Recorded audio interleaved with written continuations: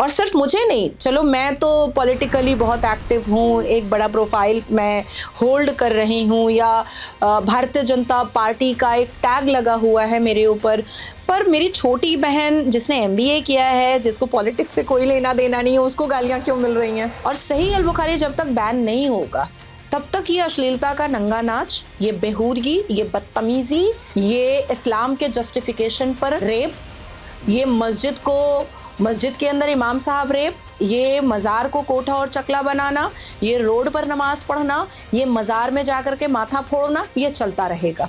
अब उसमें सिर्फ आपकी प्रॉपर्टी नहीं है, आपकी बहू बेटी भी है, उसको माली गनीमत बनाओ और उसका सलवार उतारो और इस्लाम के जस्टिफिकेशन पर उसका रेप करो और कहो कि भाई इस्लाम के जस्टिफिकेशन पर किया गया, जो हमने अभी रिसेंट हमने बांग्लादेश में भी देखा। इंक्लूडिंग असदुद्दीन अवैसी ये नहीं चाहता है कि भारत देश का मुसलमान शिक्षित हो जाए, क्योंकि अगर शिक्षित हो जाता है तो असदुद्दीन अवैसी के लिए जय जयकार कौन करेगा? इंजीनियर डॉक्टर तो करेगा नहीं। तो गेम चेंजर्स पर आप लोगों ने बहुत ज़्यादा प्यार दिया है और GC पॉडकास्ट आप लोग इसको भी बहुत ज़्यादा प्यार दे रहे हैं, आप लोगों का सपोर्ट है और हम एक एक करके बहुत ज़्यादा आपको लोगों से परिचय करवा भी रहे हैं, बहुत सारी चीज़ों पर बात कर रहे हैं। और आज हमारे साथ है नाज़िया इलाही जी, इनका बहुत ज़्यादा इंपॉर्टेंट रोल रहा है। अगर आप देखें BJP की ये नेता हैं, इसके अलावा सुप्रीम कोर्ट की एडवोकेट हैं और साथ ही इन्होंने एजुकेशन से लेकर तमाम चीज़ों पर काम किया है और अपने आप को ये कहती हैं कट्टर सनातनी मुस्लिम। तो इसका मतलब भी आपको समझाएंगे, लेकिन इन सब के बीच सबसे इम्पोर्टेंट चीज़ आ जाती है कि स्ट्रगल, क्योंकि पढ़ाई बहुत ज़्यादा इंपॉर्टेंट हो जाती है लाइफ में और जब आपके सामने स्ट्रगल रहा हो, आपने चीज़ें फेस ना की और वहाँ से मैम एजुकेशन जिस तरीके से आपका रहा, मैंने मतलब आपके बारे में सारी रिसर्च की और मेरे को मतलब ठीक है हर कोई बात करता होगा आपसे राजनीति की, वो भी करेंगे आगे, लेकिन सबसे पहले मैं जानना चाहूँगा जो आपका एजुकेशन रहा, क्योंकि आपने पढ़ाई की, आप वकील बनी और इस तरीके से उस सिचुएशन से आकर आप अपनी वो जर्नी बताइए सबसे पहले कि वो पढ़ाई वाला आपका कैसा रहा। सबसे पहले तो वंदे मातरम, भारत माता की जय, हर हर महादेव। हर बच्चों की तरह स्कूल जाना, कॉलेज जाना, यूनिवर्सिटी जाना, क्योंकि मैं बहुत ज़्यादा फिनंशियली स्ट्रॉन्ग बैकग्राउंड की नहीं हूँ, मेरी फैमिली उतनी फिनंशियली स्ट्रॉन्ग बैकग्राउंड की नहीं है, तो मेरी इनिशियल जो पढ़ाई हुई है वो उर्दू और अरबी स्कूल में हुई। उसके बाद फिर खुद को मैंने ग्रूम किया, इस हिसाब से मैंने अपने आप को तैयार किया कि मैं समाज के सामने खड़े हो सकूं। But everyone knows about my personal life के बहुत कम एज में मेरी शादी हुई, फिर मैं विडो हुई, तो बच्चे की जिम्मेदारी, अपनी जिम्मेदारी, बच्चे को पढ़ाना, ख़ुद को पढ़ाना, तो एक टफ़ और बहुत चैलेंजिंग सिचुएशन मेरी लाइफ का रहा है। सारी चीज़ें मुझे बहुत स्मूथ या बहुत आराम से नहीं मिली हैं और एक ऑर्थोडॉक्स कंजर्वेटिव मुस्लिम फैमिली से निकल कर के, एक्चुअली फैमिली ऑर्थोडॉक्स नहीं थी, लेकिन जो एक्वेंटेंस थे, जो सोशल गैदरिंग थी, जो रिलेटिव्स थे, वो बहुत ऑर्थोडॉक्स थे, वो बहुत कंजर्वेटिव थे। वहाँ से निकलना, मुझे याद है कि जब क्लास 11 में मेरी अम्मा ने मेरा एडमिशन हायर सेकेंडरी में करवाया था, तो जितने भी आस पड़ोस वाले हैं उन्होंने आकर के कहा था, पूरी मुस्लिम सराउंडिंग थी, उन्होंने कहा था कि अब तुमने बेटी का एडमिशन क्लास 11 में भी करवा दिया, कौन शादी करेगा? इतना पढ़ लेगी, मतलब क्लास 11 में कह रहे हैं कि इतना पढ़ लेगी तो शादी कौन करेगा। तो क्लास 11-12 मैंने कैलकाटा गर्ल्स इवनिंग कॉलेज से किया था। इवनिंग कॉलेज से इसलिए किया था क्योंकि कॉलेज बहुत अच्छा था, लेकिन इवनिंग में वो गरीब बच्चों को पढ़ाते थे, जिन बच्चों के का फिनेंशियल कंडीशन बहुत अच्छा नहीं होता था, तो गरीब बच्चों को वो लोग पढ़ाते थे। तो इसलिए कैलकाटा गर्ल्स इवनिंग कॉलेज मैंने चूज़ किया था ताकि मेरी पढ़ाई भी बेटर हो और जो इंग्लिश मेरा स्ट्रॉन्ग नहीं है या जो साइंस मेरा स्ट्रॉन्ग नहीं है, उर्दू स्कूल में पढ़ने की वजह से, अरबी स्कूल में पढ़ने की वजह से जो इस्लामिक चीज़ें मैंने ज़्यादा सीख ली हैं और जो एकेडमिकल चीज़ें मुझे सीखनी चाहिए थी, ज्ञान और विज्ञान जो मुझे सीखना चाहिए था, जो इनिशियल स्टेज में मुझे नहीं मिला है, इसलिए मैंने कैलकाटा गर्ल्स इवनिंग कॉलेज को सिलेक्शन किया था ताकि मुझे एकेडमिक जितनी भी नॉलेज है वो मुझे आ सके। तो मैंने 11-12 कॉमर्स से किया था। उसके बाद फिर मैं कुछ समय के लिए मैं बाहर चली गई इंडिया से, वहाँ से फिर मैं थोड़ा बहुत पढ़ करके आई और फिर यहाँ पर मैंने अपना LLM कंप्लीट किया। बिल्कुल। मैम जैसा अभी आपने बताया भी कि बेसिकली जब आप छोटी थी तो बहुत ज़्यादा आपने आसपास देखा कि एजुकेशन को लेकर आपके जो रिश्तेदार थे या जो लोग थे वो रोकते थे, लेकिन उसके बाद एक तो वकील बनना वो अपने आप में बहुत इंपॉर्टेंट हो जाता है। तो क्या आपने उस सिचुएशन पर आपको ये समझ में तो आने लगा होगा कि इन सब चीज़ों से निकलना है तो एक एजुकेशन ही बहुत इंपॉर्टेंट है, तो आपने वकील बनना ही क्यों चुना? जैसे आप कॉमर्स बता रही थी तो जी। आप बिजनेस फील्ड में भी जा सकती थी, आप आगे एमबीए कर सकती थी, बीबीए कर सकती थी, लेकिन आपको कैसे लगा कि मैं वकील ही बनूंगी आगे चलकर? एक्चुअली घर पे मुझे परमिशन, या हम जैसे 3 बहनें हैं तो हम सभी को ये कहा जाता था कि टीचर बन जाओ या प्रोफेसर बन जाओ तो बहुत रिस्पेक्टेड जॉब है। पर मेरे नाना अब्बू जस्टिस थे, ओके। तो मुझे ऐसा लगता था कि जब वो ब्लैक कोट पहनते थे और वो गाड़ी आती थी उनको लेने के लिए, तो एक प्रोफाइल जो आपकी पर्सनालिटी को इन्हांस करता है, और जब देश में आपका एक महत्वपूर्ण हिस्सा होता है जजमेंट देने का, जस्टिस दिलाने का, तो वो मुझे बहुत अट्रैक्ट करता था, वो मुझे बहुत अच्छा लगता था। और जब वो कानून की किताबें बैठ करके आराम से अंगनाई में पढ़ा करते थे तो वो भी मुझे बहुत, मैं बहुत अट्रैक्टेड होती थी।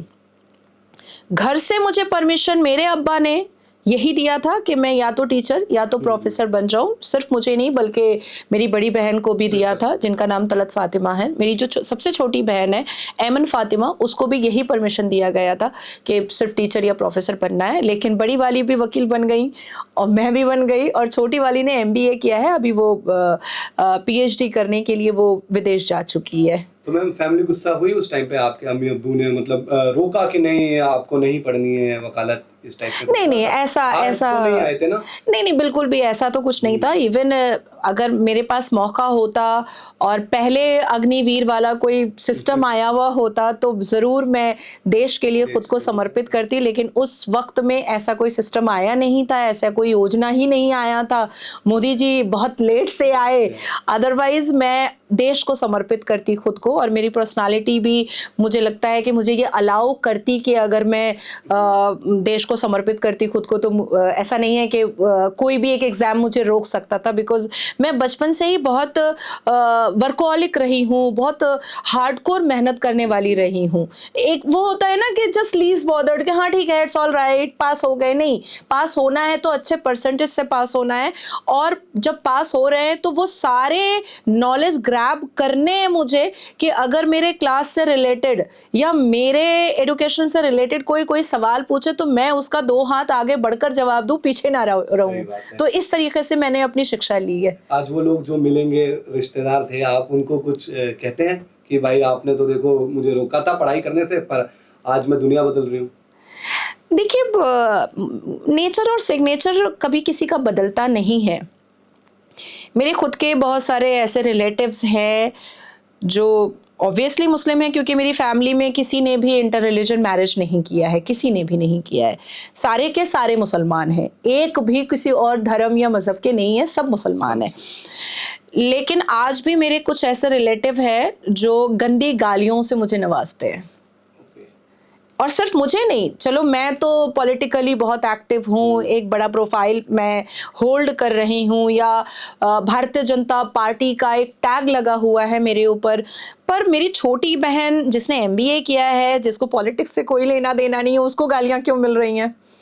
मेरी बड़ी बहन जो एक नॉर्मल साधारण वकील है, जिसको कोई मतलब नहीं है पॉलिटिक्स से या किसी भी तरीके से वो किसी भी पॉलिटिकल पार्टी से अटैच भी नहीं है, तो आखिर उसको गालियां क्यों मिल रही हैं? मेरा बेटा जो इस देश में रहता भी नहीं है, विदेश में रहता है, उसको भी गालियां दे रहे हैं, मेरे माँ बाप को गंदी गंदी गालियां परोस रहे हैं। तो ऐसा नहीं है कि सिर्फ ये शांतिपूर्ण समुदाय जो झुग्गी झोपड़ी में रहते हैं वो गालियां परोसते हैं, मेरे खुद के रिश्तेदार भी गालियां परोसते हैं। तो मैम ऐसा क्या हो जाता है कि एक मतलब आप जैसा बता रही है सभी मुस्लिम हैं और आपके जो आगे बढ़ भी रहे हैं, आपकी जैसे सिस्टर्स का आपने बताया वो मुस्लिम है, तो उनको तो खुश होना चाहिए कि हमारा परिवार आगे बढ़ रहा है, एजुकेट हो रही है हमारे यहाँ की लड़कियां, तो क्या उनकी सोच गंदी है इतनी, या फिर उनको मिली ही इस चीज की तालीम, कह सकते हैं कि मिली ही बचपन से यही तालीम है? नहीं, हमारा अल कुरान, अगर भारत के मुसलमान अल कुरान मानते, जो अल्लाह सुभान ने अलहामी किताब लिखी है, तौरात, ज़बूर, बाइबल, इंजील, कुरान, तो अल कुरान अगर मानते तो अल कुरान में कहा जाता है कि पहली जो आयत है वो इकरा है, और इकरा का मतलब होता है पढ़ो। और सूरह अल बकरा में साफ है कि कोई जेंडर डिस्क्रिमिनेशन नहीं है। अल्लाह सुबहान ने कई बार अल कुरान में ये जिक्र किया है, ये वाज़ाह किया है कि उनकी नज़रों में, अल्लाह सुबहान की नज़रों में मर्द और औरत बराबर है। तो इकरा की आयत भी बराबर हुई। अगर मर्द पढ़ रहा है तो औरत भी पढ़ सकती है, बेटा पढ़ रहा है तो बेटी भी पढ़ सकती है। लेकिन दुर्भाग्य इस बात का है कि हमारे भारत के मुसलमान जो हैं वो कुरान मानते ही नहीं हैं। वो जिन्ना का शरिया मानते हैं, और शरिया जो जिन्ना ने लिखा है वो उसमें जेंडर डिस्क्रिमिनेशन बहुत ज्यादा है, अनकाउंटेबल है। आप शरिया की किताब जब भी पढ़ोगे आपको ऐसा लगेगा कि भाई कुरान ने तो औरत को बहुत बुलंद दर्जा दे दिया, फिर शरिया ने पैर की जुत्ती क्यों बना दी। सही बात है। आप देखिएगा कि देश के सर्वोच्च न्यायपालिका में जब शाहबानो और सायरा बानो अपने 3 तलाक के मुद्दे को और गुजारा भत्ता के मुद्दे को लेकर के जाती हैं देश के सर्वोच्च न्यायपालिका में, और कहती है कि इंस्टेंट ट्रिपल तलाक बैन होना चाहिए, तो all India Muslim personal law board अल कुरान के सूरह अत-तलाक का जिक्र नहीं करता है, वो शरिया का जिक्र करता है कि ये इस्लाम में मदाखलत होगी, आप इस्लाम में और शरिया में आप इंटरवेंशन नहीं कर सकते हैं, हमें अपने हिसाब से जीने दीजिए।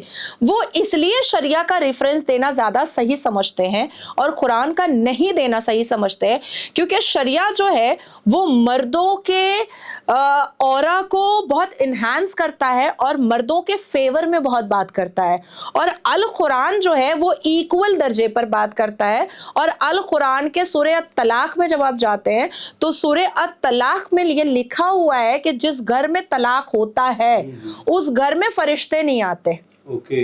तो जब मैंने 2015 में अपना पिटिशन इंस्टेंट ट्रिपल तलाक को बैन करने के लिए टैग करवाया था, तो उसमें मैंने सूरह अत-तलाक ही पूरा लिखा था कि कुरान तो कह रहा है कि जिस घर में तलाक होता है उस घर में फरिश्ते नहीं आते, उस घर का रिस्क और रोजी जो है वो बंद हो जाता है, अल्लाह और प्रॉफिट प्यारे नबी नाराज होते हैं।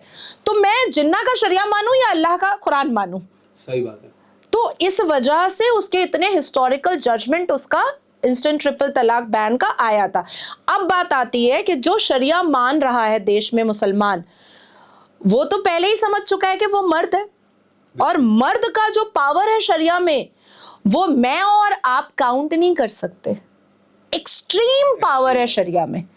अब इनको लगता है कि अगर लड़की पढ़ लेगी, मुस्लिम लड़की, तो वो 2 से ज्यादा बच्चे नहीं पैदा करेगी, वो कहेगी मेरी बॉडी मेरा डिसीजन, वो अपने राइट्स मांगेंगे। राइट, फिर वो अपने प्रॉपर्टी राइट्स मांग रही है, जो देना नहीं, फिर वो अपने फ्रीडम राइट मांग रही है, अपनी फंडामेंटल राइट मांग रही है, अपनी आइडेंटिटी की राइट मांग रही है, अपना एजुकेशन राइट मांग रही है। शादी जो है वो कम एज में करना नहीं चाह रही है, वो कह रही भाई मुझे कुछ बनने दो तब मैं शादी करूंगी। तो इसलिए हमारे मुस्लिम कम्युनिटी में लड़कियों को कम पढ़ाया जाता है ताकि उसके साथ हलाला भी कर लो वो चुप रहेगी, वो उसके साथ निकाह मुत्ता कर लो वो चुप रहेगी, 4 बीवी ले आओ चारों चुप रहेगी, बच्चा 20 नहीं 25 पैदा करवा लो वो चुप रहेगी, क्योंकि उसके अंदर सेल्फ क्रेडिबिलिटी, सेल्फ कैपेसिटी तो है ही नहीं। जी। अब अगर वो हस्बैंड से नाराज भी है, वो कह रही है कि मेरी बॉडी इजाजत नहीं दे रही है कि मैं 5वां बच्चा पैदा करूं, लेकिन अगर वो बोल देती है और सामने वाला हस्बैंड जो है उसको तलाक दे देता है, तो वो जाएगी कहाँ? सही बात है। उसके पास, भाई मैं सिंगल मदर हूं और आज से नहीं, उम्र के 18 साल से, तो मुझे तो किसी मर्द की जरूरत नहीं महसूस हुई। मैंने अपने एजुकेशन को कंटिन्यू किया, उन डिग्रियों से मैंने पैसे कमाए, मेरे और मेरे बेटे को मैंने एक अच्छी लाइफ दे दी, एक अच्छी लाइफ दे दी। एक चीज बताइए ना, जैसे कोई भी धर्म होता है, जैसे हम हिंदू धर्म की बात करते हैं, उसमें ये होता है कि आप सामने वाले के लिए कुछ बुरा मत कीजिए, और जैसा आपने बताया कि अल कुरान भाई हमें अच्छी चीजें सिखाता है। तो लालच आ गया है मुस्लिम लोगों के अंदर, जो मुस्लिम मर्द है खास तौर पर, क्योंकि एक उनको मिला कि शरिया, इसमें तो सारे फायदे हमारे अपने ही हैं, हम जो चाहे वो कर सकते हैं, 4 शादियां कर सकते हैं, हम चाहें तो भाई अपने हिसाब से औरतों को दबा सकते हैं। तो आपको लगता है कि ये सिर्फ लालच ही सबसे बड़ी और एक अपने लिए ही जीना वजह है जिस वजह से आज वो कुरान को भी बदनाम कर रहे हैं? नहीं, मैंने आपसे ये नहीं कहा कि कुरान की सारी आयतें बहुत अच्छी हैं, ये मैंने नहीं कहा। हमने कुछ चीजें ऐसी पढ़ी है कुरान के, मैंने आपको ये बिल्कुल नहीं कहा कि कुरान की सारी आयतें जो हैं वो बहुत खूबसूरत है। हमारे अल कुरान में 26 ऐसी आयतें हैं जिसको म्यूट कर देना चाहिए। ओके, कौन कौन सी? इट्स अ लॉन्ग डिस्कशन अगर उन 26 आयतों पर हम जाएंगे। कुछ दूसरा एक तो आप इम्पोर्टेंट उसमें कि सही अल बुखारी जो है वो बैन कर देना चाहिए। सही अल बुखारी विवाद का जड़ है, सही अल बुखारी आतंक का जड़ है। सही अल बुखारी जो लिखा हुआ है मतलब अप्रोप्रिएट, एक्चुअल, ऑथेंटिक, वो इस्लाम को उसने पूरा एक्सप्लेन करके सही अल बुखारी में लिखा हुआ है।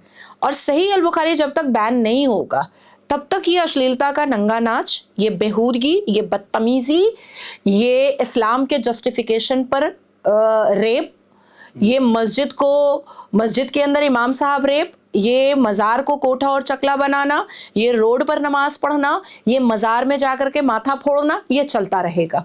जिस दिन सही अल बुखारी बैन हो गया उस दिन आप समझ लो कि मुसलमान जो है वो भारत के मुसलमान से खूबसूरत मुसलमान अरब का भी नहीं दिखेगा आपको। अच्छा। जिस दिन सही अल बुखारी बैन हो गया। अब देखिए सही अल बुखारी में एक चैप्टर आता है अल जिहाद। ओके, अल जिहाद वो चैप्टर अगर आप पढ़ लेंगे आप सोचेंगे कि भाई हिंदू इतने बुरे होते हैं क्या? आप खुद में सोचने लगेंगे कि हम इतने बुरे हैं कि हम मुसलमान की बात नहीं मानेंगे तो हमें काट दो, हमें लूट दो, हमें पीट दो, हमें कुछ भी कर दो। अब जैसे अल कुरान में है सूरे अल अनफल, सूरे अल अनफल में माल लूटो पीटो ये सब है, सारी चीजें लिखी हुई। अब उसमें सिर्फ आपकी प्रॉपर्टी नहीं है, सब आपकी बहू बेटी भी है। जी। उसको माली गनीमत बनाओ और उसका सलवार उतारो और इस्लाम के जस्टिफिकेशन पर उसका रेप करो और कहो कि भाई इस्लाम के जस्टिफिकेशन पर किया गया, जो हमने अभी रिसेंट हमने बांग्लादेश में भी देखा और रिसेंट हमने इजराइल में भी देखा, जो हमास और फलस्तीन वालों ने किया कि इजराइल की बहू बेटियों को नंगा नचवाया, न्यूड फोटो शूट किया। हमने अजमेर 1992 देखा, वो बहुत बड़ा कांड जो था, है ना। अजमेर मतलब मुसलमान जो वहां पे पाए गए और चीजें हुई वो शर्मसार करने वाली थी। हालांकि अल कुरान इस बात की वजाहत करता है और प्रॉफिट मोहम्मद सल्लल्लाहु अलैहि वसल्लम ने अल कुरान की आयतों में साफ लफ्जों में कहा है कि जो भी मुसलमान, जो भी रसूल की सुन्नत पर चलने वाला उम्मत रसूल मजार जाएगा वो मुसलमान कहलाएगा नहीं। तो फिर ये मजार क्यों खुले हैं? इसका मतलब है बाजार है, वो मजार नहीं है, वो बाजार है, वो इजी मनी इनकम का जरिया है। से आप प्रमोट करते हैं। अब देखिए हम हिसाब से चीजें आप कह रहे हैं कि एजुकेशन क्या होगा, मुसलमानों को डेवलप करेगा। सरकार भी यही चाह रही है, केंद्र की सरकार भी यही चाहती है। आदरणीय प्रधानमंत्री मोदी जी ने जब पहली बार शपथ लिया तो उनके कुछ स्पीचेस के बाद as a prime minister of Bharat उन्होंने एक स्टेटमेंट दिया था कि मुसलमानों एक हाथ में कुरान दूसरे हाथ में कंप्यूटर ले लो, क्योंकि उनको भी ऐसा लगा था कि अगर मुसलमान शिक्षित हो जाता है तो कहीं ना कहीं वो वल्गैरिटी से, ऑब्नॉक्शियस एक्टिविटीज से, क्रिमिनल और टेररिज्म एक्टिविटीज से बाहर आने पर मजबूर हो ही जाएगा। अब हम लोग पढ़ते हैं, हम लोग काम करने वाले लोग हैं, हमें कोई कहेगा चलो मस्जिद में जाकर के हम लोग रेप करते हैं, हम नहीं जा पाएंगे। हमें कोई बोलेगा कि हिजाब के लिए नारे तकबीर अल्लाह अकबर करते हैं, मैं नहीं जाऊंगी भाई, आई डोंट नीड, मुझे हिजाब पहनना ही नहीं है, आई एम वेरी बिजी, मैं क्या करूंगी वो रोड पे जाकर के। मुझे कोई बोलेगा कि नाजिया जी अजमेर शरीफ में ना बहुत सारे मुजाबिरों ने हिंदू लड़कियों का न्यूड फोटो शूट किया है और गैंग रेप किया है, मास रेप किया है, आप वो केस देख लीजिए। Being a good human being मैं क्या बोलूंगी कि सजा होनी चाहिए, है ना, सजा होनी चाहिए और अच्छा इंसान यही बोलता है। इवन आई एम मुस्लिम, लेकिन ये जो मैं जो सजा मांग रही हूँ ये इस्लाम नहीं बोल रहा है, ये मेरी शिक्षा बोल रही है, आपकी एजुकेशन बोल रही है, क्योंकि इस्लाम में तो ये कहा गया है कि सब सही है, वाजिब है। और यही बेसिक रीजन है कि हमारे आसपास भारत में जितने भी मौलवी मुल्ला हैं, जितने भी दाढ़ी टोपी वाले हैं, इंक्लूडिंग असदुद्दीन अवैसी, ये नहीं चाहता है कि भारत देश का मुसलमान शिक्षित हो जाए, क्योंकि अगर शिक्षित हो जाता है तो असदुद्दीन अवैसी के लिए जय जयकार कौन करेगा? इंजीनियर डॉक्टर तो करेगा नहीं, सही बात है, मजिस्ट्रेट और जज तो करेगा नहीं। असदुद्दीन अवैसी का जब चार मीनार पे सभा होती है, असदुद्दीन अवैसी की जब यहाँ पर जंतर मंतर में सभा होती है, असदुद्दीन अवैसी की जब यहाँ पर दिल्ली के किसी जगह पर कोई सभा होती है, तो उसमें कोई जज जाकर के कहता है असदुद्दीन अवैसी जी जिंदाबाद जिंदाबाद? डॉक्टर कहते हैं ना, इंजीनियर कहते हैं ना, कोई पढ़ा लिखा आदमी वहां पहुंचता है नहीं। अब मेरे हिसाब से या मेरे जैसे जो मुसलमान बहुत शिक्षित लोग हैं, वो क्या असदुद्दीन अवैसी को बैरिस्टर मानते हैं? नॉट एट ऑल, हम नहीं मानते। आप विदेश से पढ़कर आए हो, अगर आपको सच में बैरिस्टर होने का नाम चमकाना है, जो MIM के प्रवक्ता कहते रहते हैं बैरिस्टर असदुद्दीन अवैसी साहब, हेलो हेलो गुड मॉर्निंग, हमारे देश में बैरिस्टर नहीं है बैरिस्टर, वो विदेश का है। तो आपने पहले ही इंट्रोडक्शन दे दिया कि आपका जो नेता है ना, वो इस देश का ही नहीं है, वो बाहर का है। आपने पहले इंट्रोडक्शन दे दिया। एक चीज बताइए ना, जो हम भी आमतौर पर खबरें पढ़ते हैं, वीडियोस देखते हैं, आती है जो कि कभी किसी मदरसे की वीडियो, कोई मौलवी की वीडियो, वहां पर क्या किया जाता है, कभी किसी लड़की की रेप की कहानी आ गई, इवन बच्चियां पढ़ने आती है, उनके साथ गलत किया जाता है। तो ये भी तो गंदा, मतलब एक खेल चल रहा है ना, उसके नाम पर, मदरसे के नाम पर और धर्म के नाम पर। तो उनकी फैमिली इन सब चीजों में पिस जाती है बेचारी, जो कम पढ़े लिखे होते हैं। नहीं, मुझे तो एक चीज समझ में नहीं आती है कि मदरसे की जरूरत ही क्या है भारत को? हमारा भारत तो कोई इस्लामिक है नहीं, हमारा तो भारत संवैधानिक है। सही बात है। और जो मदरसे से कारी, मुफ्ती, फाजिल, आलिम बन रहे हैं, उनको कहाँ नौकरी मिलनी है? क्या सेंट्रल गवर्नमेंट का वो एम्प्लॉय बन सकता है? क्या वो किसी स्टेट गवर्नमेंट का एम्प्लॉय बन सकता है? मैं ममता बनर्जी साहिबा से ही पूछ लेती हूँ कि उनके राज्य में जितने भी आलिम, फाजिल, मुफ्ती, कारी, हाफिज कुरान हैं, मुअज्जिन हैं, इमाम हैं, क्या वो उनको अपने चीफ मिनिस्टर के ऑफिस में नौकरी दे सकती हैं? नहीं दे सकती। सही सवाल है, बिल्कुल नहीं दे सकती हैं, अलाउ ही नहीं है। सही बात है। तो फिर इन मदरसों का काम क्या है? और ये आलिम फाजिल बन करके कौन से अंधे कुएं में डूबने की तैयारी कर रहे हैं? यहाँ तो काम ही नहीं है। अरबी लैंग्वेज का यहाँ कोई काम नहीं है। अब आप सोचिए कि मुझे उर्दू, अरबी, पर्शियन, ये तीनों लैंग्वेज आता है, तीनों मैं लिखना, पढ़ना, बोलना, समझना जानती हूँ, ठीक है। अब ये कहीं पर काम आता है, कहीं पर काम नहीं आता है। मैं कोर्ट जाती हूँ, कोई नहीं सुनता समझता। इवन बंगाल का कोई मामला लेकर के हम लोग सर्वोच्च न्यायपालिका जब जाते हैं और अगर एकाक लाइन बंगाली में रह जाता है तो तुरंत स्क्रूटनी डिपार्टमेंट क्या बोलता है कि इसको फिर से ट्रांसलेट करके लेकर आइए। तो जब इस राज के इस पूरे देश के एक राज का बंगाली लैंग्वेज सर्वोच्च न्यायपालिका में नहीं चल रहा है, तो अरब का अरबी क्यों चला रहे हो भैया? बिल्कुल सही। तो डजंट मेक सेंस ना मैम। लेकिन आप अभी जैसे बीजेपी में और आप बड़ा अच्छा काम भी कर रही हैं, क्योंकि बहुत सारी चीजें पढ़ी हमने और आई थिंक उसके लिए गट्स भी चाहिए, उस पर भी आएंगे आपकी जर्नी पर। लेकिन आपने बंगाल में एक ऐसी पार्टी के लिए भी काम किया है जिसका मतलब हम लोग आजकल बहुत सारे सवाल देखते हैं और मन में गुस्सा भी आता है ऐसा, जब हम सुनते हैं कि वहां पर कभी पिछले साल ही ऐसा रेप हुआ जिसको भूल नहीं पाया पूरा भारत। इस साल फिर हमने चीज देखी। लेकिन वो जो पार्टी है उसकी कुछ नेता हैं, जैसे कि आप उनके बयान सुने, मित्रा जी जो थे, इवन उनके बयान बड़े ही शर्मसार करते हैं। तो वो पार्टी की नियति ऐसी आपको लगती है कि वो इसी तरीके से अपनी राजनीति चमका रही है और वहां पर कोई लड़की सेफ नहीं है बंगाल में इस टाइम पर? मैंने तृणमूल कांग्रेस पार्टी ज्वाइन किया था फॉर फ्यू डेज। एक्चुअली ये सोच के नहीं गई थी कि फॉर फ्यू डेज में ज्वाइन कर रही हूँ, लेकिन जब मैं वहां का माहौल देखी तो मुझे लगा कि भाई यहाँ से निकल लेना ही सही है अगर अपनी इज्जत बचानी है तो। क्योंकि तृणमूल कांग्रेस पार्टी के नेताओं को जब तक आप खुश नहीं करेंगे तब तक आपको कोई प्रोफाइल या कोई टिकट तो मिलने वाला है नहीं भाई। अच्छा, इतनी गंदगी है वहां पर? आपको अड्डाबाजी करनी है, नेता आपकी थाई पर हाथ रखेगा, आपको वो बर्दाश्त करना है। बड़े नेता आपके पीठ पर हाथ रखेंगे, वो आपको बर्दाश्त करना है। जब आपको रोड पर निकलना है, जनता के पास निकलना है, तो आपको एकदम से सर पे दुपट्टा, क्योंकि मैं मुस्लिम हूँ तो सर पे दुपट्टा वपट्टा रख करके निकलना पड़ेगा। लेकिन जब आप मदन मित्रा से मिल रहे हो, जब आप और किसी नेता से मिल रहे हो तो आपको एकदम छोटी छोटी चड्डियों जैसा वो शॉर्ट पैंट पहनना पड़ेगा, नहीं तो फिर आपका वहां पर गुजारा बसारा नहीं हो सकता है। इसका मैं एक रेफरेंस भी दे सकती हूँ आपको। आपने देखा होगा नुसरत रूही जहान जैन को, वो टॉलीवुड से आई and suddenly she became member of parliament. उन्होंने शपथ लिया सिंदूर लगा करके, शाखा पौला और हाथ में मेहंदी पहन करके। शपथ लेने के कुछ दिन के बाद पता चला कि अरे वो तो मैंने विदेश में शादी की थी, वो तो शादी है ही नहीं। तो रिश्तों के साथ वही खेल सकता है जो रिश्तों की मर्यादा और रिश्तों की मान को ना समझे।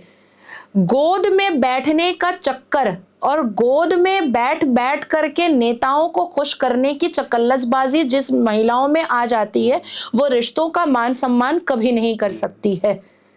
प्रत्येक मर्द अगर सिर्फ बिस्तर गर्म करने के लिए ही है तो एक हस्बैंड, एक पति पर वो महिला रह नहीं पाती है। ठीक है, नुसरत रूही जहान जैन को आपने देखा होगा कि जब भी वो ममता दीदी के साथ वो पदयात्रा करती थी तो साड़ी में होती थी, बशीरहाट जाकर के इफ्तार करती थी तो वो सलवार जंपर दुपट्टा में होती थी। लेकिन कोविड के वक्त में वो छोटी सी चड्डी और क्रॉप टॉप पहन करके अपना कमर लचका रही थी और अपना अगाड़ पिछाड़ लचका रही थी। किस लिए? ताकि नेता खुश हो जाए। वो कभी भी पार्टी ऑफिस भरपूर कपड़े में तो नहीं जाती थी। आप सोचिए कि तृणमूल कांग्रेस पार्टी का एक बहुत ही बड़ा नेता और मंत्री है मदन मित्रा।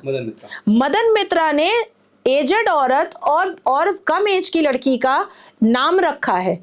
वो एजेड औरत को बोलता है पका आम, और कम एज की लड़की को वो बोलता है कोची आम, मतलब कच्चा आम। और वो ये बात देश के बड़े बंगाली चैनल पर बोलता है। आप सोचिए कि जब हम लोग एबीपी पर बैठते हैं चित्रा त्रिपाठी जी के जैसे एंकर के साथ, तो हमें अपनी बातों को रखने के लिए 10 बार चिल्लाना पड़ता है एमआईएम के प्रवक्ता को कि प्लीज उसको चुप कराइए, मुझे बोलने तो दीजिए। मैं बंगाल में बैठी हुई हूँ, मैं बंगाल की वोटर हूँ, तो मुझे ज्यादा पता होगा ना। हमारी आवाज को दबाया जाता है एबीपी जैसे चैनल पर कि भाई एमआईएम का नेता बोलेगा, नाजिया की बात को दबा दो। लेकिन एबीपी बांग्ला पर बैठ करके मस्त एंकर के साथ बैठ करके मदन मित्रा कहता है कि जो एजेड औरत है वो पका हुआ आम है और जो कम एज की लड़कियां हैं वो कोची आम है। और एबीपी वाले उसको काउंटर नहीं करते, वो चलने देते हैं। वो चलता है, वो अभी भी आपको मिल जाएगा गूगल पे, वो चलता है और वो अभी भी मिल जाएगा। और ऐसी अभद्र शब्दावलियों का इस्तेमाल मदन मित्रा ने विभिन्न बड़े चैनल के बंगाली चैनल पर किया है। विभिन्न बयान आया था शर्मसार करने वाला। अब आप सोचिए 5 फरवरी 2012 को 2 मुसलमान भाई, बड़ा छोटा भाई नासिर खान, कादर खान, एक एनआरआई लड़की को उठाता है पब से, तांत्रा पब से, पार्क स्ट्रीट से, अपनी गाड़ी में कोंचता है और दोनों भाई मिलकर के रेप करता है। और हमारी मुख्यमंत्री क्या बोलती हैं? साजानो घटना, मतलब सजीवी घटना है। इसके अलावा काकुली दस्तीदर जो इतनी बार मेंबर ऑफ पार्लियामेंट रह चुकी हैं, वो क्या बोलती हैं?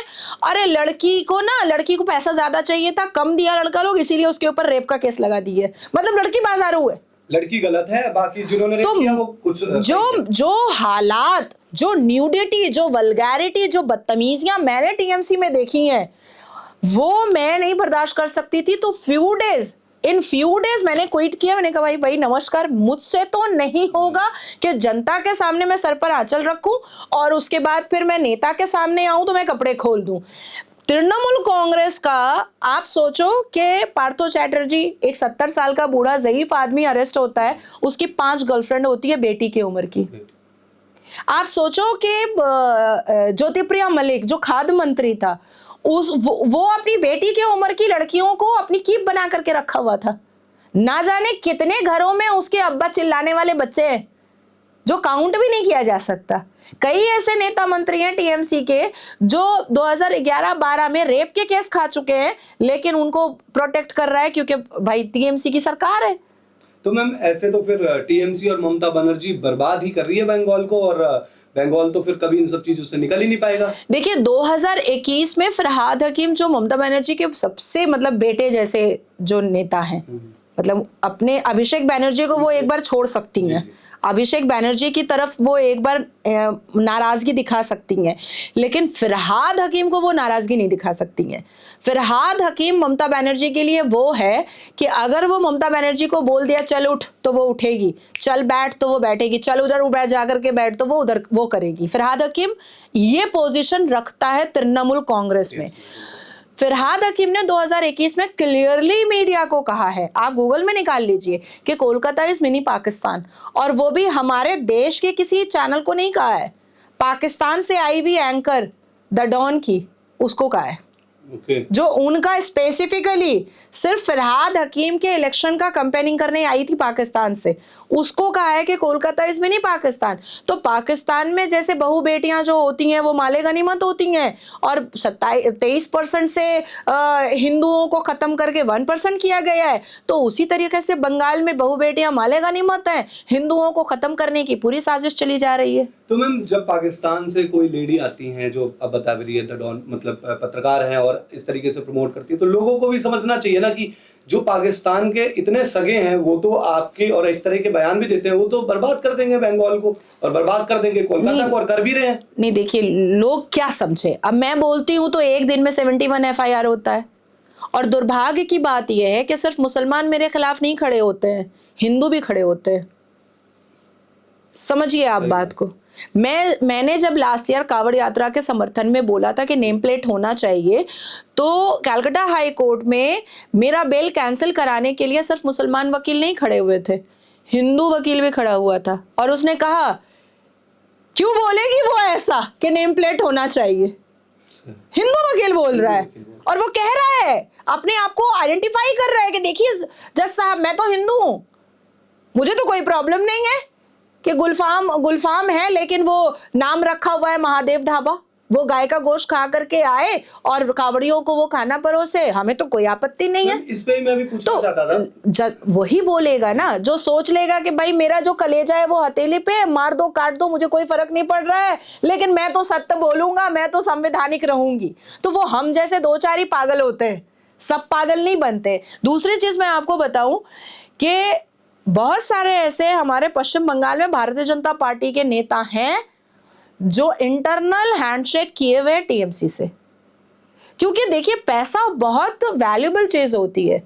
आपके पास मुझे आना था 3 बजे, मैं पहुंच पाई 4:30 बजे, बिकॉज मुझे मेरी रोटी रोजी पहले देखनी है, मुझे कोर्ट जाना ही है। एग्जैक्टली। मैं 24 घंटा नेतागिरी और इंटरव्यू नहीं कर सकती हूँ। सही बात। तो फिर मेरे घर में चूल्हा कैसे जलेगा? कोई हमें आर्थिक मदद नहीं करता है, खुलेआम आपके कैमरा पर बोल रही हूं मैं। अगर कोई 10 पैसे से भी करता है तो आकर के इस कैमरा के सामने बैठ जाए और कहे कि ये प्रूफ है, मैंने नाजिया को दिया, लेकिन प्रूफ के साथ बोले। कोई नहीं, ऐसे नहीं कि हवा बोलने से ये हवाबाजी नहीं चलेगी। प्रूफ के साथ आओ, बैठो और बोलो कि नाजिया ने ये PIL किया तो हमने इतना पैसा दिया, नाजिया ने ये यात्रा किया तो हमने इतना पैसा दिया। कोई नहीं देता चवन्नी, वाहवाही सब दे देते, अरे नाजिया जी आपने क्या बोला, अरे नाजिया जी आपने तो बहुत अच्छा बोला। अरे भैया जब FIR होता है ना तो किडनी बेचने की नौबत आ जाती है, घर की प्रॉपर्टी बेच करके हम लोग बेल बॉन्ड भरते हैं।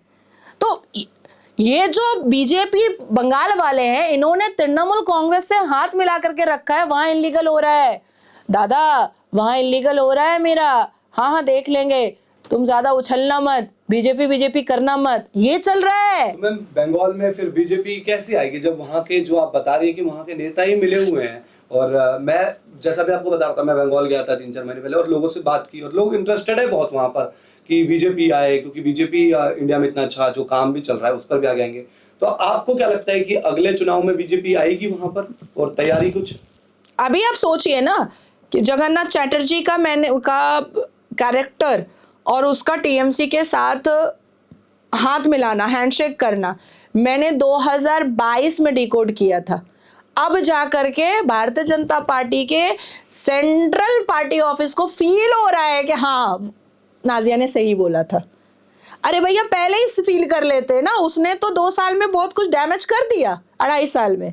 जब मैंने 2022 में बोला था तो उस वक्त मुझे बुलाना चाहिए था कि आपने किस आधार पर इतने बड़े नेता जगन्नाथ चैटर्जी के ऊपर आपने इतना बड़ा एलिगेशन लगाया है, आप मुझे प्रूफ दीजिए। प्रूफ नहीं मांगा, फिर भी मैंने प्रूफ भेजा है, और मैं कैमरा पे बोल रही हूं कि मैंने फिर भी पीएमओ ऑफिस को प्रूफ भेजा है, प्राइम मिनिस्टर ऑफिस को मैंने फिर भी प्रूफ भेजा है, उस पर भी कार्रवाई नहीं हुई। सही बात है। और वो अंदर अंदर भारतीय जनता पार्टी को पश्चिम बंगाल में खोखला करता गया। आप सोचिए 2021 में विधानसभा इलेक्शन में हम इतना मेहनत किए, इतना खटे, मैं रोजा रख करके मैं भाषण दे रही थी, 8-8 भाषण रोजा रख करके। हमारी तकलीफ जो है ना वो नजर नहीं आती किसी को, हमारा सैक्रिफाइस किसी को नजर नहीं आता। हम मुसलमानों के का जो भांडा फोड़ते हैं ना तो हम ज्यादा नजरों में रहते हैं। कोई हिंदू जब भारतीय जनता पार्टी करता है ना उसके लिए उतना खतरा नहीं होता है जितना हमारे लिए खतरा होता है।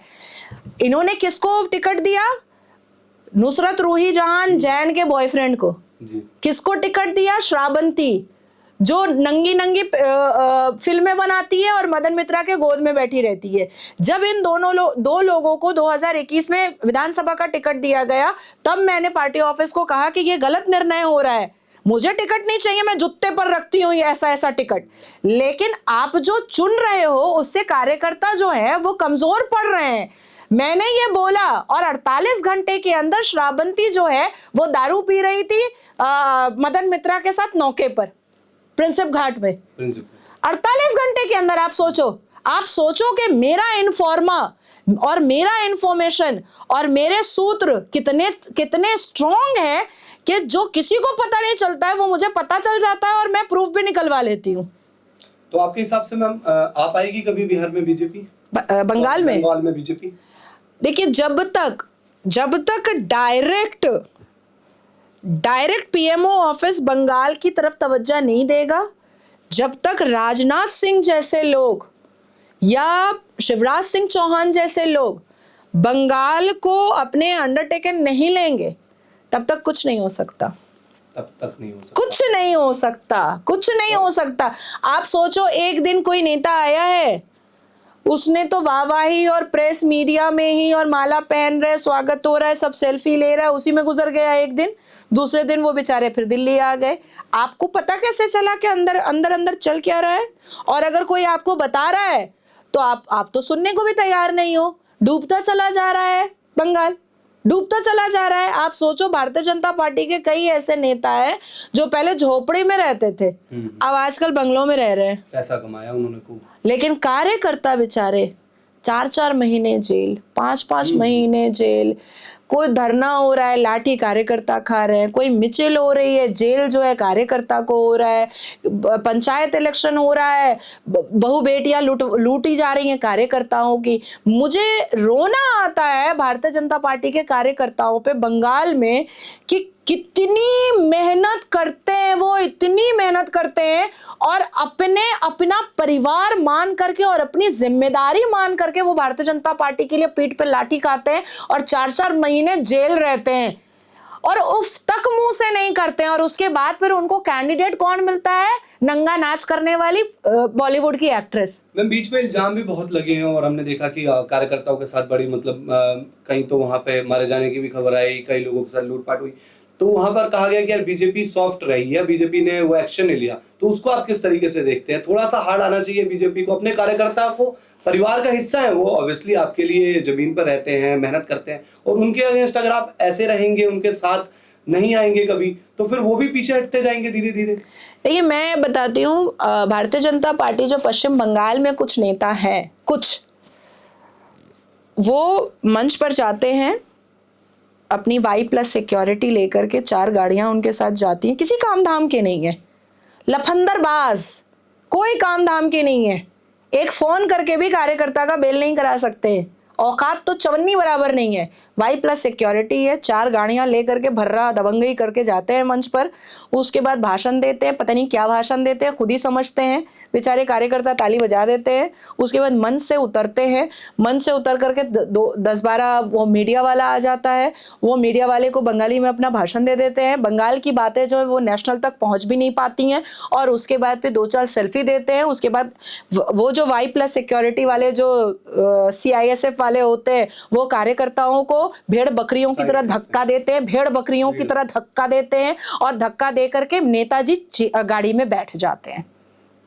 ये औकात है आपकी नजरों में कार्यकर्ता की कि आप अपने सीआईएसएफ से उसको भेड़ बकरियों की तरह धक्का दिलवा रहे हैं? आप अपने कार्यकर्ताओं के भीड़ में अगर सुरक्षित नहीं महसूस कर रहे हैं तो आपको भारतीय जनता पार्टी का नेता होने का कोई हक नहीं है। मैं तो जाती हूं, मैं तो अभी बांग्लादेश बॉर्डर पे होकर आई, पेट्रापोल। संत और स्वामी व प्रभु वहां पर उस मंच पे थे। पुलिस ऑफिसर का बार बार कॉल आ रहा है कि मैम हम लोग आना चाहते हैं। मैंने कहा मुझे नहीं चाहिए, मेरी जनता है और संत है, स्वामी है, प्रभु है, आप आके क्या कीजिएगा। और मैं सेफली मैं आ गई घर। मैम आपके लिए मतलब हमने देखा भी है, जैसे कि आप ईद मनाने गई थी, वहां पर आपको ईद नहीं मनाने दी, और फिर आप जब मंदिर में गई, आपने नवरात्रि सेलिब्रेट की, तो एक तरफ तो आपको रोका भी जा रहा है, वो उनको नहीं दिखता, और दूसरा जब आपको कोई खुले मन से एक्सेप्ट भी कर रहा है वहां पर एक रिलीजन और वहां का मंदिर और वहां का जो भी संस्कृति है, तो उसके अगेंस्ट भी मुस्लिमों को बोलना है, तो ये तो मैम दोगलापंथी टाइप की बात है। नहीं, दोगले तो इनकी नसों में दोगलापन है, इनकी नसों में है दोगलापन। अब जैसे देखिए, कल मैंने इंडिगो की एक एयर होस्टेस है श्रुति राणा, उसने कुछ बदतमीजी की फ्लाइट पे, तो मैंने उसको ट्वीट किया। अब ये एक कमर्शियल बात चल रही थी, ये एक लीगल बातचीत ट्वीट पर चल रही थी, उसमें भी मुसलमान कूद गए, इंडिगो बहुत अच्छा है, फलाना है, धमाका है। अरे मैं कहाँ कह रही हूँ खराब है, आपके अगेंस्ट आना है ये क्योंकि हाँ उनको पता भी नहीं हो सकता है, उन्होंने भी वो तकलीफें सही होंगी इंडिगो में, क्योंकि इंडिगो का ईगो प्रॉब्लम है, जो सिर्फ मैं नहीं, बड़े बड़े फिल्म एक्ट्रेस और बड़े बड़े लोग भी बोलते हैं कि इंडिगो के एयर होस्टेस का प्रॉब्लम बहुत गंदा है। लेकिन क्योंकि मेरे अगेंस्ट बोलना है, तो वो श्रुति राणा जो है, वो अभी आप एक्स हैंडल पर जाकर देखिए, वो पूरी हीरोइन बन चुकी है। मुझे तो ऐसा फील हो रहा है कि वो दाऊद इब्राहिम की बेटी है, ऐसा लग रहा है मुझे। वो श्रुति राणा नहीं है, वो जुलेखा खान है, जुलेखा इब्राहिम है।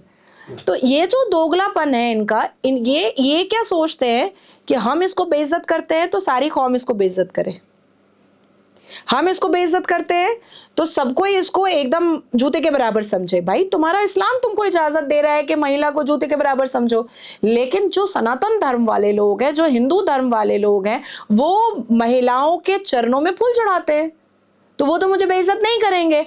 अब जिनके रगों में लिब्रांडो का खून दौड़ रहा है, जिनकी अम्मा ने 2-4 कटमुल्लों के साथ रात गुजारा होगा, तो वो हिंदू अम्मा कोख से पैदा की होगी वैसा बच्चा, क्यों जो जाली और पाखंडी हिंदू पैदा हुआ है, जो मुझे भी गालियां परोस देता है, जो संत और महंतों को भी गालियां परोस देता है, जो अपने देव देवी भगवान को भी गालियां परोस देता है।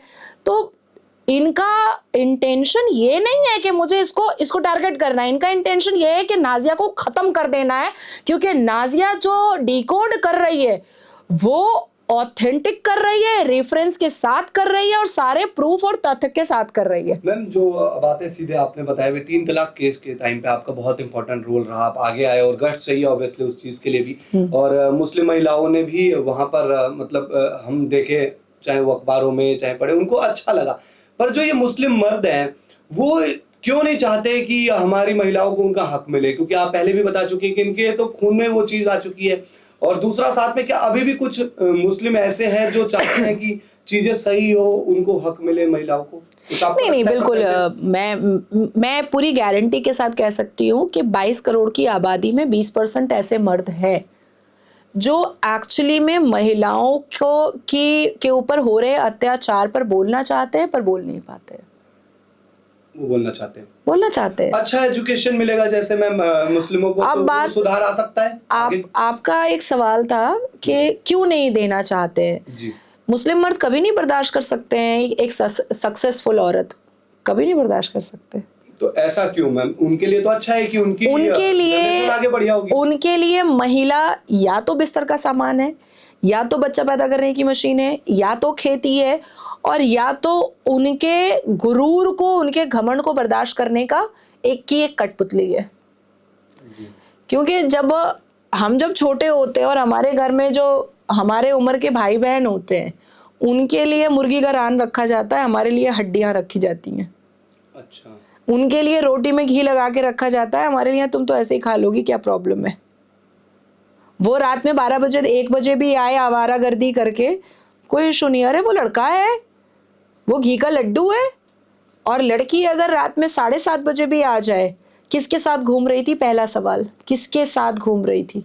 हालांकि वो ट्रैफिक में फंस गई है, कुछ भी हो गया है, लेकिन लड़की पैदा होना मुस्लिम कम्युनिटी में मतलब है कि आपको आंसू तो बहाना है, क्योंकि आपका कैरेक्टर एसिसिनेशन घर से स्टार्ट होता है और पूरे कौम के द्वारा किया जाता है।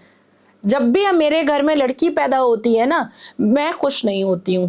ओके। मैं अभी भी थोड़ा इमोशनल हो गई हूँ, मैं खुश नहीं होती हूँ। तो लोग मुझे ना क्रिटिसाइज करते हैं कि बेटी हुई है इसलिए तुम खुश नहीं हो। मैंने कहा नहीं, बेटा बेटी मेरी नजर में कोई अंतर नहीं है और मुझे थोड़ी पालना है। इसके ऊपर आने वाले जुल्म और अत्याचार को सोच करके मैं खुश नहीं हो रही हूँ, उन्हें आगे झेलना पड़ेगा जो उनको और ऐसा नहीं है गलती भी नहीं है कि वो 14-15 साल की होगी तब झेलना पड़ेगा, नहीं।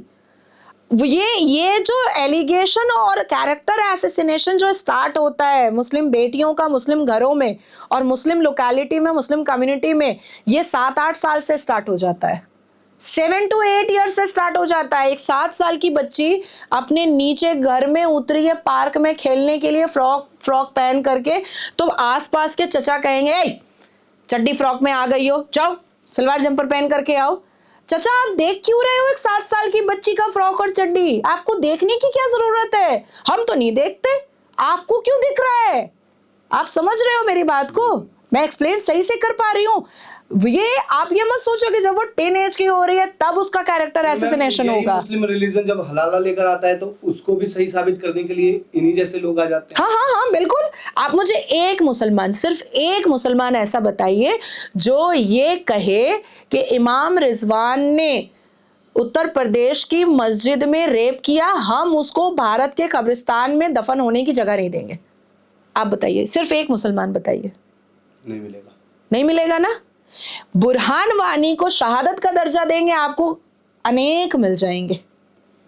लेकिन मैम कुछ इसमें पढ़े लिखे अच्छे मुसलमान भी मिलेंगे जो आई थिंक चाहेंगे कि एजुकेशन मिले हमारे बच्चों को और हम उनको भी आगे बढ़ाएं। निकले ना बाहर, तो निकले, कुछ तो होंगे ही।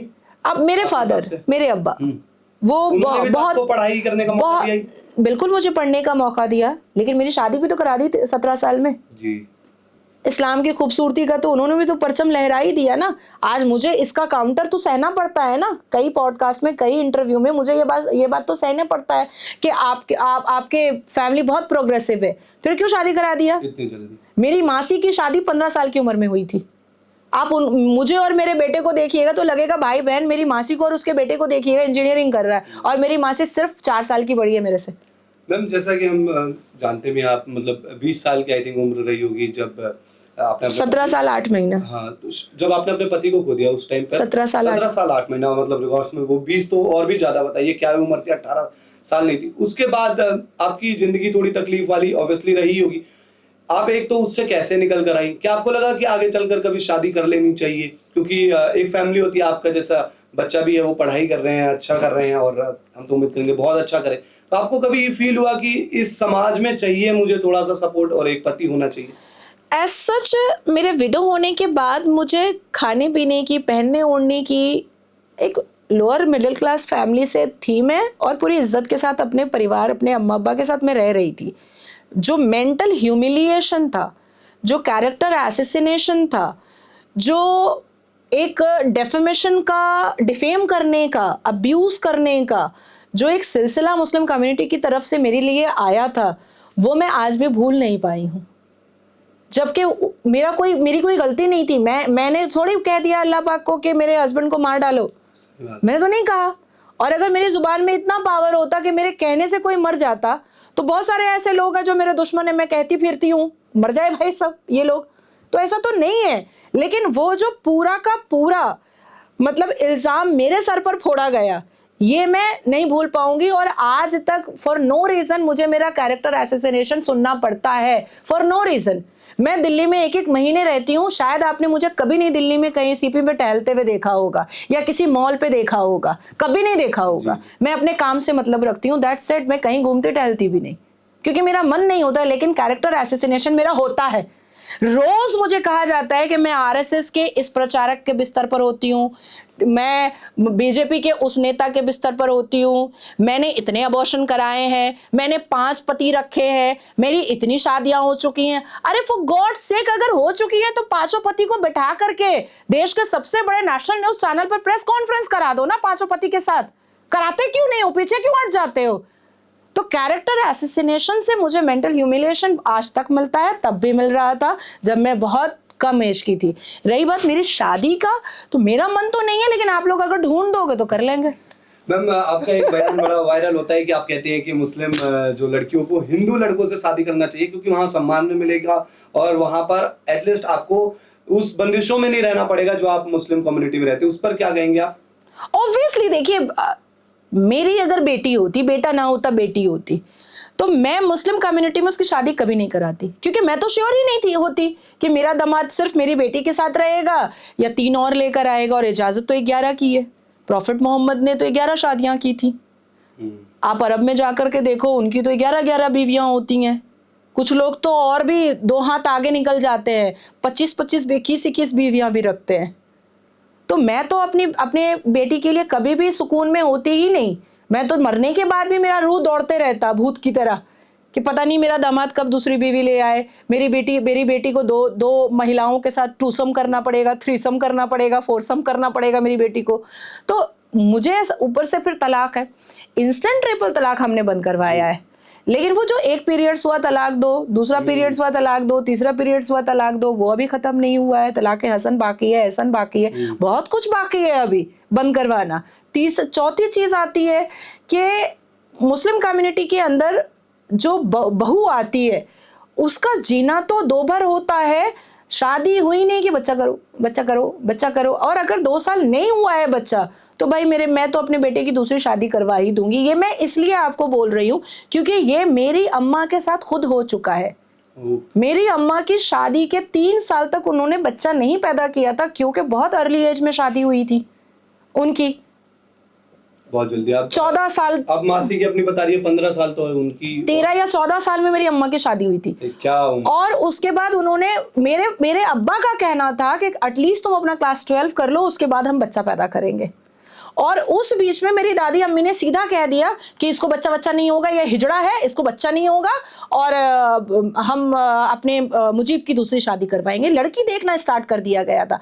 अच्छा, ये मेरे परिवार का सिर्फ नहीं है, ये मुस्लिम कम्युनिटी में बहुत आम है, बहुत नॉर्मल है कि अगर मुस्लिम लड़की को 2 साल बच्चा नहीं हुआ तो भाई अब तो दूसरी लड़की लेकर के आओ। जो मैम ये 72 हूरों वाला सीन एक चलता है, किसी ने आके ऊपर से बताया है क्या जो इतनी मतलब लोगों में गलतफहमियां फैली पड़ी और उसके लिए ये प्रूफ तो मैंने कितनी बार मांगा है, मौलवी मुल्लाओं से मैंने नेशनल न्यूज पे कई बार मांगा है कि जरा मुझे भी फोटो वोटो दिखाइए, वो ऊपर जाकर वापिस आए। हाँ, जरा मुझे भी कुछ वीडियो दिखाइए। देखिए, मुसलमान जो है ना वो एक इल्यूजन में, एक मिथ में जी रहा है और हम लोग मुस्लिम को रिफॉर्म करने के लिए अपना जान जो है वो जोखिम में डाले हुए हैं कि वो बस रिफॉर्म हो जाए, एडुकेट हो जाए और इस मिथ से, इस इल्यूजन से बाहर निकले और एक रियल लाइफ को एक्सेप्ट करे कि रियल लाइफ में हमारी ज़िंदगी को गुजारने के लिए एडुकेशन, नौकरी, एक सभ्यता, एक संस्कृति, एक सिविलाइजेशन की कितनी ज़रूरत होती है। एक ज़ॉम्बी से, एक एलियन से इंसान बनना कितना ज़रूरी होता है। सही बात है।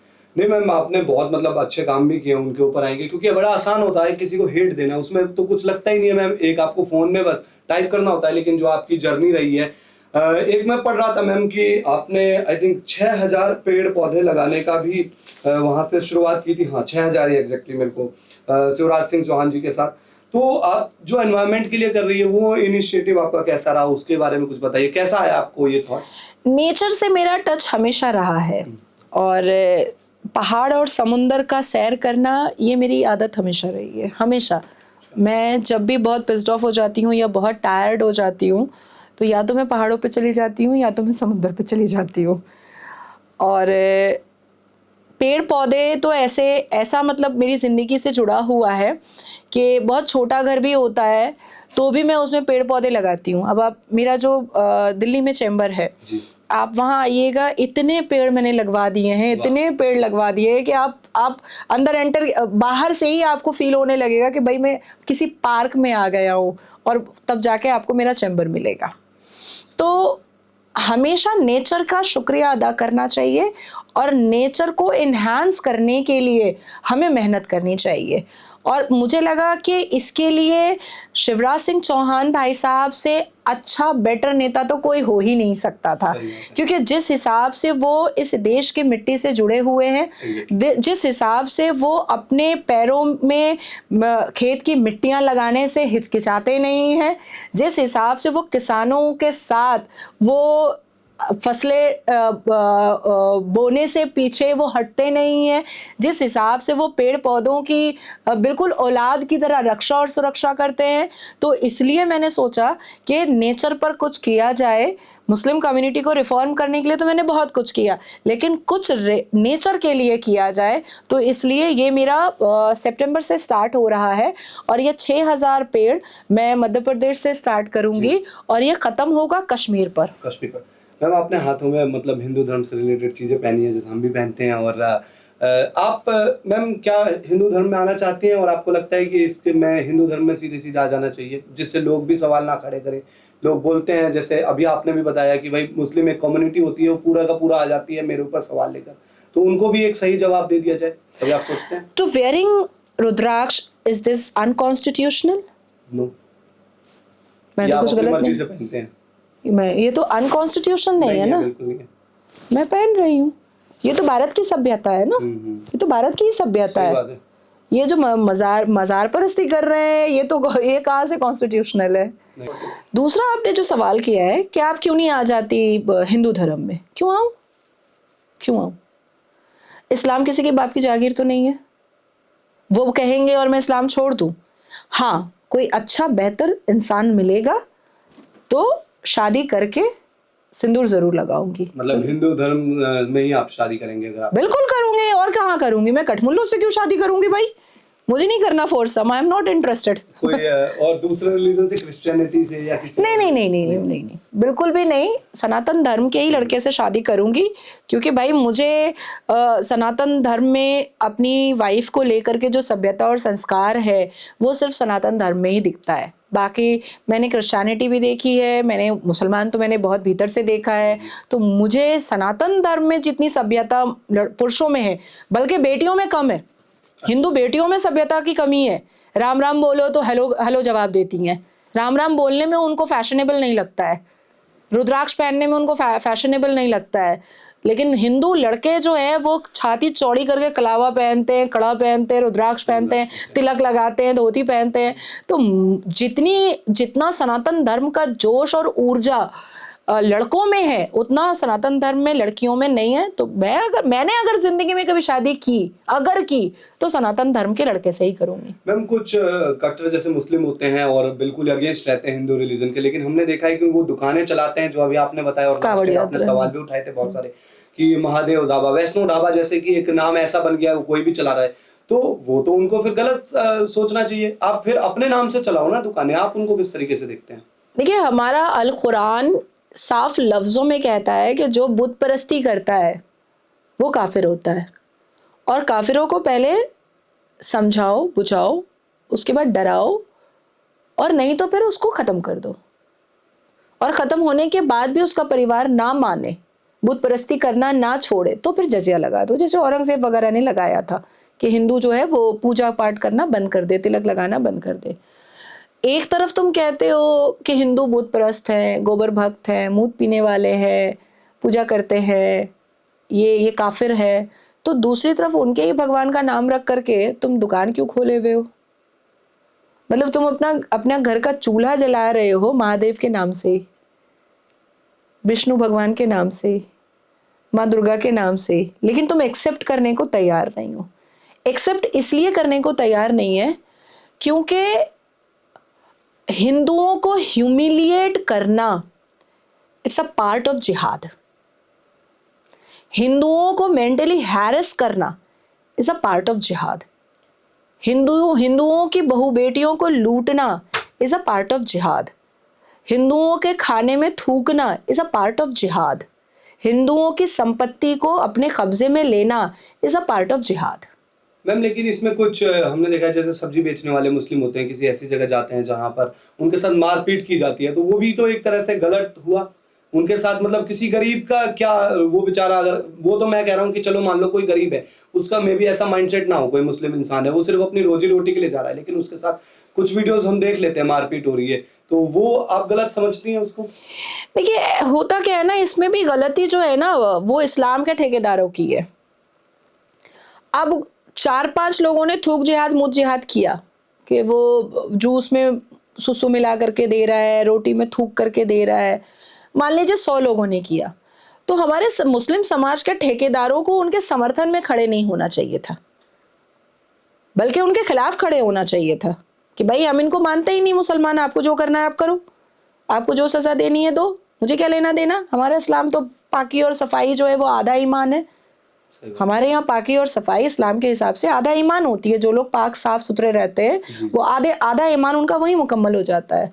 अब मेरे सामने अगर कोई रिजवान आ करके या कोई मोहम्मद आ करके या कोई इमाम आ करके या अगर कोई अबू बकर आ करके या अगर कोई यूसुफ आ करके या अगर कोई अली आ करके कोई थूक जिहाद मुत जिहाद रेप जिहाद करेगा, तो मैं तो कहूँगी कि ये अक्यूज्ड है, कल्प्रिट है, इसको उठाओ लेके जाओ, मुझे क्या लेना देना, इससे इस्लाम का कोई लेना देना नहीं है भाई। ये भारत के कानून के हिसाब से ये गुनहगार है, इसको जो सजा देनी है दीजिए।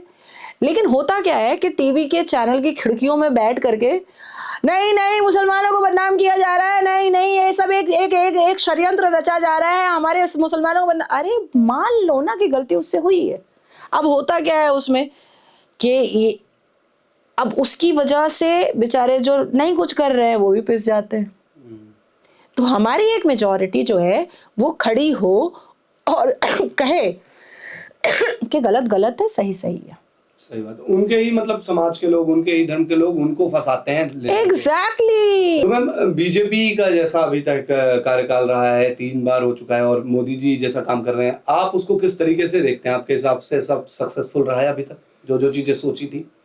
ऑब्वियसली सक्सेसफुल रहा है, लेकिन मैंने सोचा था कि वक्फ बोर्ड पे ताला लगेगा, मैंने सोचा था कि all India Muslim personal law board पर ताला लगेगा, मैंने सोचा था जमायतुल उलमाए हिंद पर ताला लगेगा, पर ऐसा कुछ नहीं हुआ।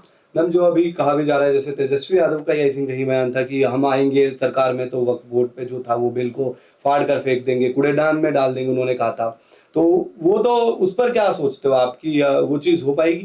देखिए मैं 8 क्लास 9 क्लास पास वाले का जवाब नहीं दे सकती। पत्थर से सर टकरा लो, जाहिल से मत टकराओ। अब मैं उसको संविधान सिखाऊं समझाऊं, मैं उसको पार्लियामेंट्री रूल समझाऊं, मैं उसको पीपल एक्ट और रूल समझाऊं, वो समझेगा नहीं, वो नहीं समझेगा। तेजस्वी यादव हो या तेज प्रताप यादव हो, ये लोग सुअर का गू हैं, ना नीपने के बराबर है ना पोतने के बराबर है। तेज प्रताप यादव या तेजस्वी यादव अगर लालू प्रसाद यादव का बेटा नहीं होता तो आज बिहार में कहीं पर गोईठा ठोक रहा होता और क्या कर रहा होता, क्योंकि वो तो लालू प्रसाद ने पहले ही अपना पॉलिटिकल एक बना लिया था ऑरा, इसलिए बेटे जो है वो थोड़े बहुत चल रहे हैं। उनके बयान को मीडिया जो है अरे बाप रे बाप ऐसे लेती है जैसे लगता है आइंस्टाइन है। अरे तुम 8 क्लास पास है वो, तुम उसका ऐसे घुस घुस करके बूम उसके मुंह में घुसा रहे हो जैसे लग रहा है कि वो कोई इसरो का साइंटिस्ट है। तो मीडिया भी इन लोगों को जानबूझ करके दिखाती है कि भाई तेज प्रताप यादव जी को Y+ सिक्योरिटी चाहिए। काहे को चाहिए भैया? गांजा पीने के लिए चाहिए। तेजस्वी यादव जी को Z+ सिक्योरिटी चाहिए, एक्सक्लूसिव न्यूज काहे को चाहिए भैया? जिंगल वेल करने के लिए चाहिए। He know nothing. He is fucking जाहिल। एक 8 क्लास पास क्या होता है? जाहिल होता है। जो राहुल गांधी फिर कहते हैं कि हमने तो मोहब्बत की दुकान चलाई है और हम तो आएंगे सरकार में, फिर मैम वो भी तो किसी चीजों को, मुद्दों को पकड़कर आगे बढ़ रहे हैं ना। आपने बचपन में कहावत सुना है? क्या? अपना दुश्मन आप। सुना है। ये राहुल गांधी पर सबसे फिट बैठता है। वो खुद का दुश्मन है, कोई उसका दुश्मन नहीं है, वो खुद का दुश्मन है। और राहुल गांधी भारत में कभी अच्छा नेता नहीं बन सकता है। राहुल गांधी की जो मानसिकता है, राहुल गांधी की जो विचारधारा है, राहुल गांधी की जो सोच है या राहुल गांधी की जो बातें हैं, वो पाकिस्तान की सियासत में फिट बैठती है। उसको पाकिस्तान में जाकर के नवाज शरीफ अब बूढ़ा हो चुका है, वहां का प्राइम मिनिस्टर बनना चाहिए एकदम। मतलब मैं आपको बता रही हूँ कि उसको टीआरपी की जरूरत ही नहीं होगी, कोई टीम की जरूरत ही नहीं होगी।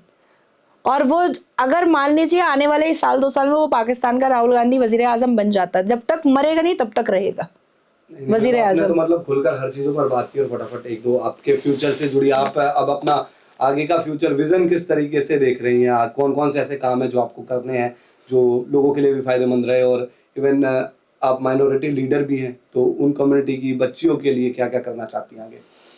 देखिए, मैं सबसे पहले तो अजमेर शरीफ मज़ार जो है वो मैं ख़त्म करवाना चाहती हूँ, लीगली ख़त्म करवाऊंगी। जाहिर सी बात है कि वो काटो मारो छीलो तो आई कांट डू दिस, वो मैं तो किसी के गाली का जवाब गाली से नहीं दे वो पाती हूँ। करना भी नहीं है। नहीं, मैं दे ही नहीं पाती, मेरी वो अपब्रिंगिंग ही नहीं है। मेरी माँ ने बचपन में मुझे गालियाँ नहीं सिखाई थी, जिसकी सिखाई थी वो देते हैं।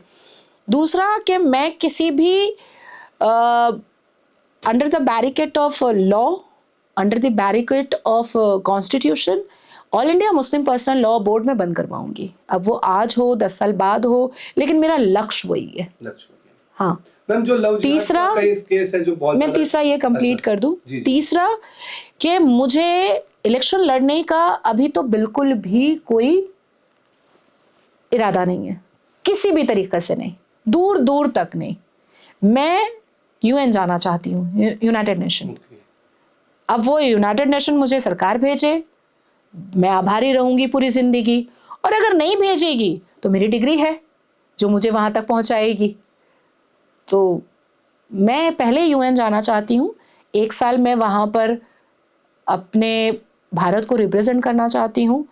और अब तक मैं 19 मुस्लिम कंट्री के चैनल पर बैठ करके उनकी औकात याद दिलाई हूँ।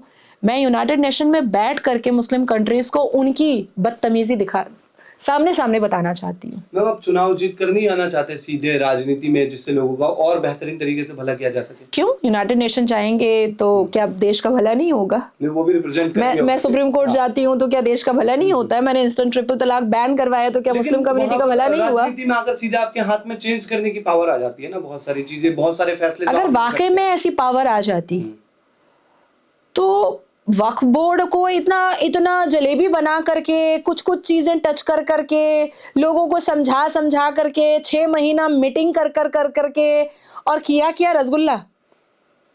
अगर इतनी ही पावर होती तो इस देश में सर्वोच्च न्यायपालिका होने के बावजूद all India Muslim personal law board किस बात का चल रहा है? और कौन सा लॉ है भाई, दिखाओ तो जरा।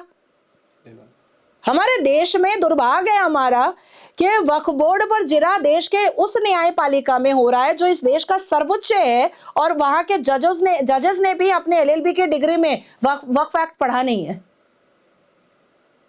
एलएलबी के सिलेबस में वक्फ एक्ट नहीं है। अच्छा, नहीं है। हाँ, नहीं है। ना वो 1957 में था और ना ही वो अभी 2025 में। लोग भी मानने को तैयार ही नहीं है कि उनके साथ क्या हुआ है।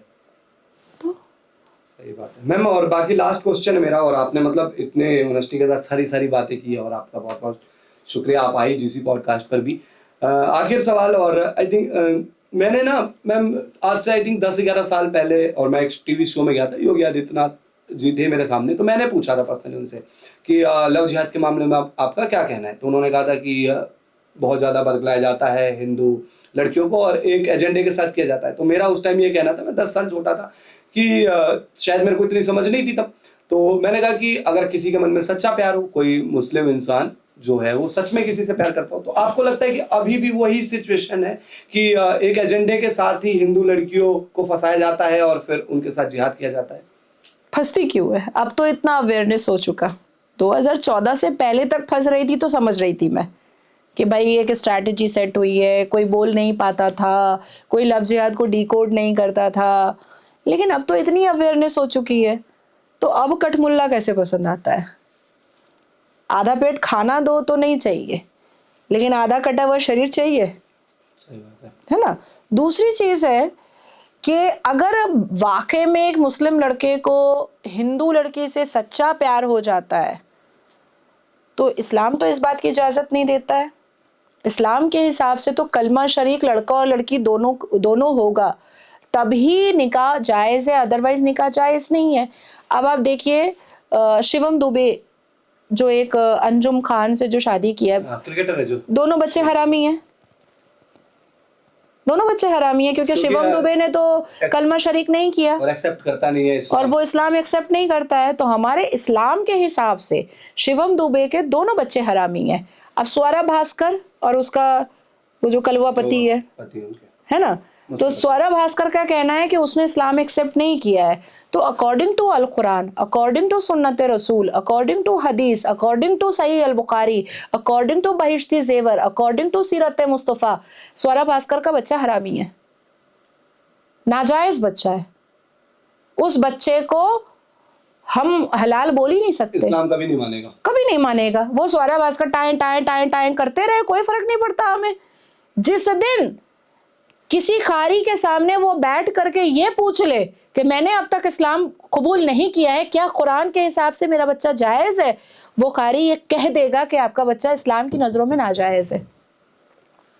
तो इस्लाम की जो चीजें आपने बताई, मतलब हमारा तो दिमाग ही घूम गया, क्योंकि हम तो देखो एज अ इंडियन यही चाहते हैं, क्योंकि अब सबसे पहले अपनी कंट्री का सोचते हैं कि कंट्री जो है अच्छा करे और लोग अच्छा करें। बस लास्ट क्वेश्चन मैम, आप एक सीधे सीधे बता दीजिए, क्योंकि हम जो गेम चेंजर हमारा एक चैनल है और उस पर हमने सीधे सीधे कहा है साफ शब्दों में कि हम इंडिया पाकिस्तान मैच को ना कवर करेंगे ना उसकी बात करेंगे, और हमारे जो भाई हैं, हमारे जो बहनें हैं, सबका सपोर्ट है कि कोई बात नहीं। आप देखती हैं कि इंडिया पाकिस्तान के साथ क्रिकेट क्या कोई भी गेम होना चाहिए?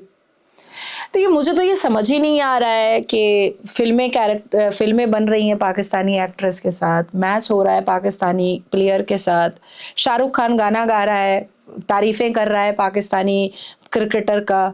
तो ये दोगलापन नहीं चलना चाहिए, दोगलापन नहीं चलना चाहिए। हमारे माध्यम से पाकिस्तान जैसे बदतमीज़ों को, लुच्चों को, हिजड़ों को 1 रुपए की सहूलत नहीं होनी चाहिए, और ना ही हमारी वजह से, हमारे माध्यम से उनकी टीआरपी होनी चाहिए, बिल्कुल नहीं होनी चाहिए। मैं भी पाकिस्तानी चैनल पर बैठती थी, एवरीवन नोस।